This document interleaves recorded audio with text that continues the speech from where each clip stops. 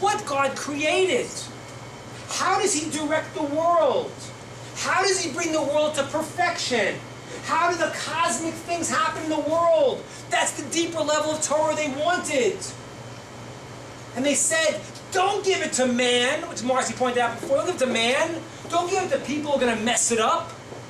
Leave with us, because the Torah is so spiritual. It's before creation. It's the blueprint of all of reality. And that's what it is, the deeper meaning. Don't give it to them. Keep that with us, because it's so incredible. And people are people. They're going to mess up. And Moshe's like, I can't answer that, because they're right. We are going to mess up. I'm afraid of what? Their fiery breath. What's fiery breath? Fire represents spirituality. Fire is energy. It's total energy. It's always moving up.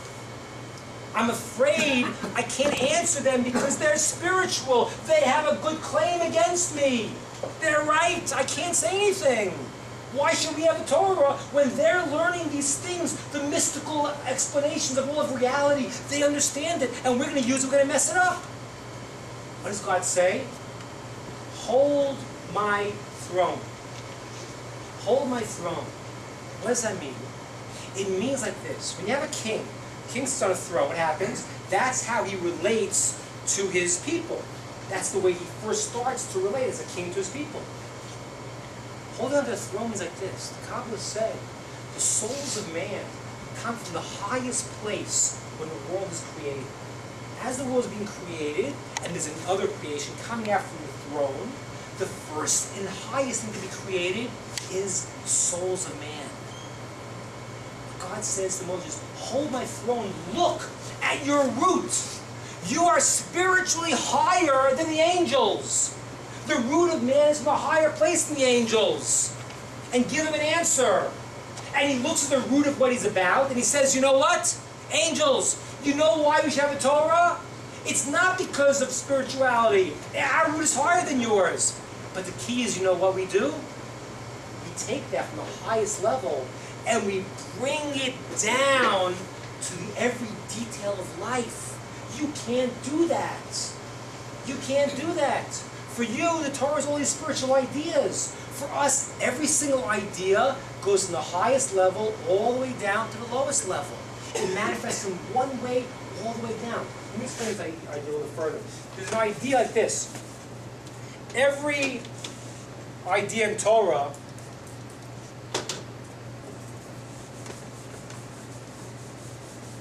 has 4 levels of understanding, called pardes. Pardes.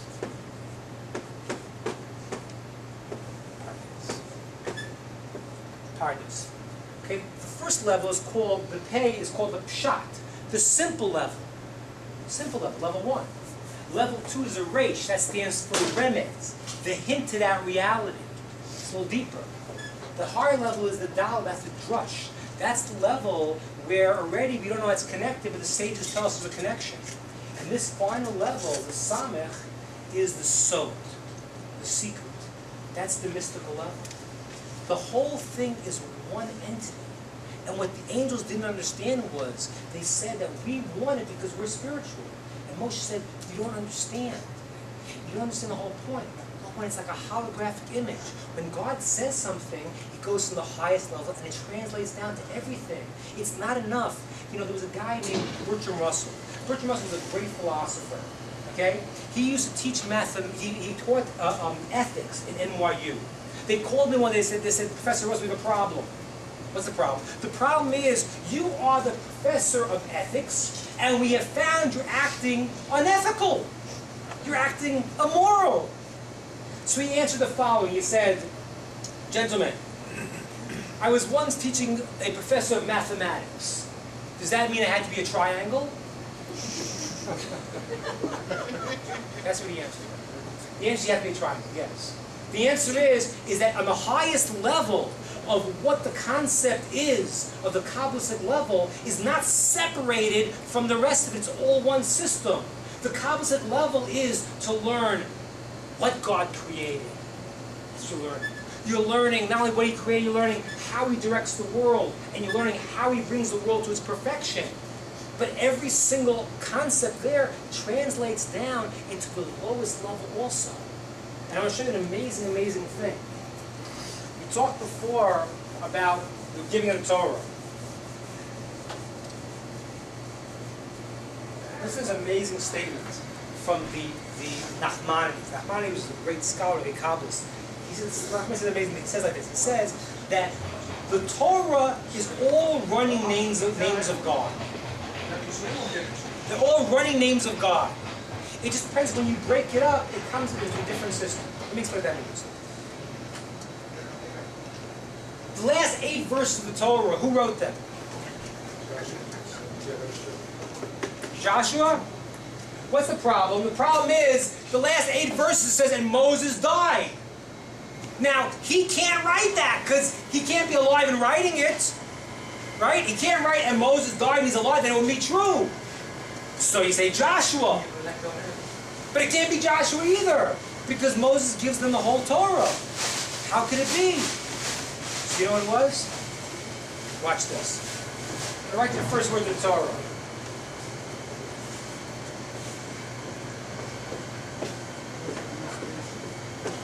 Right. Very good. Whoever said that is exactly right. Breshit bara. Okay? I'm making this up to get the idea. Let's say there's the first 2 words of the Torah. Breshit bara. Now, that's the way it manifests to us in words and sentences. But let's say, for example, you make the breaks differently. Let's say the breaks are here. This word, and then this word, and then this word. It could be 3 different words. Say the Kabbalists that really, on the deeper mystical level, the Torah is all running names of God.